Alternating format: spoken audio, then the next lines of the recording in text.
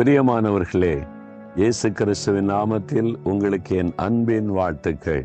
ஆண்டவர் சொல்றாரு, மகனே, உன் இருதயத்தை எனக்கு தா. உன் இருதயத்துல நான் வாசம் பண்ணுனா உன் இருதயத்துல மாற்றம் வந்துடும் அப்படின்னு ஆண்டவர் சொல்றாரு.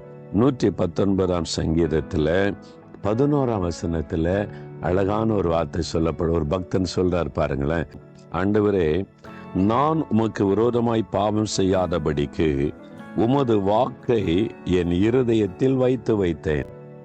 அப்ப அந்த இருதயத்துல பரிசுத்தம் இருக்கணுமானா ஒன்னு அந்த இருதயத்துல வச்சு வைக்கணுமா? என்னத்தை வைக்கணும் அப்படின்னு கேட்டா, தேவனுடைய வாக்கு, அவருடைய வார்த்தைகளை, தி வேர்ட் ஆஃப் காட், தேவனுடைய வார்த்தை.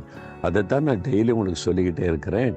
நீங்க அதை வாசிக்கணும்ல. இதை வாசித்து அந்த இருதயத்துல உங்க வசனத்தை நீங்க வைத்தா உங்களை ஆண்டவருக்கு விரோதமாய் பாவம் செய்யாதபடி அது காத்துக்கொள்ளும்.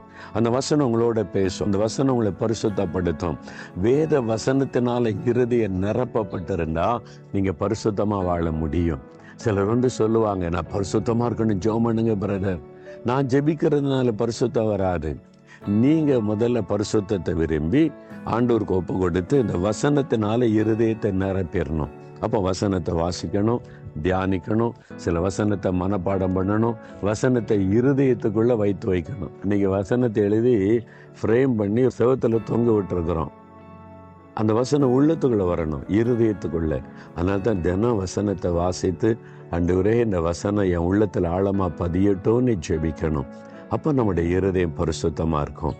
பிரியமானவர்களே, இருதயம் பரிசுத்தமா இருந்தாலே நீங்க ஆரோக்கியமா இருப்பீங்க, நல்ல ஒரு சுகத்தோட இருப்பீங்க, எல்லாத்துக்கிட்ட அன்பா இருப்பீங்க. உங்களுடைய வாழ்க்கையில ஒரு சந்தோஷ மகிழ்ச்சி உங்களுடைய உள்ளத்துல இருந்துகிட்டே இருக்கும்.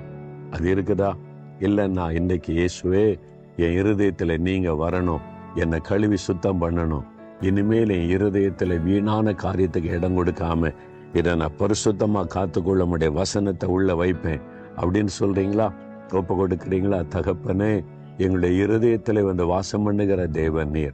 எங்கள் இருதயத்தை கழுவி பரிசுத்தப்படுத்துகிற தேவன். உம்முடைய ரத்தத்தினால எங்க இருதயத்தை கழுவுங்க, எங்களுக்குள்ள வாசம் பண்ணுங்க. உம்முடைய வசனத்தை எங்களுடைய இருதயத்துல வைத்து வைக்க கிருபை தாங்க. இதோ உம்முடைய பிள்ளைகள் ஜெபிக்கிறாங்க. இதுவரை என் இருதயத்துல இயேசு இல்லையே, இயேசுவே வாங்கன்னு கூப்பிடுற பிள்ளைகளுடைய உள்ளத்துல இன்றைக்கு நீங்க வாசம் பண்ணுங்க. அந்த சமாதானத்தை கொடுங்க, சந்தோஷத்தை கொடுங்க, பரிசுத்தத்தை கொடுங்க, மகிழ்ச்சியை கொடுங்க. எல்லா சோர்வும் இன்றைக்கோடு மாறட்டும். இயேசுவின் நாமத்தில் ஜெபிக்கிறோம் பிதாவே. ஆமேன், ஆமேன்.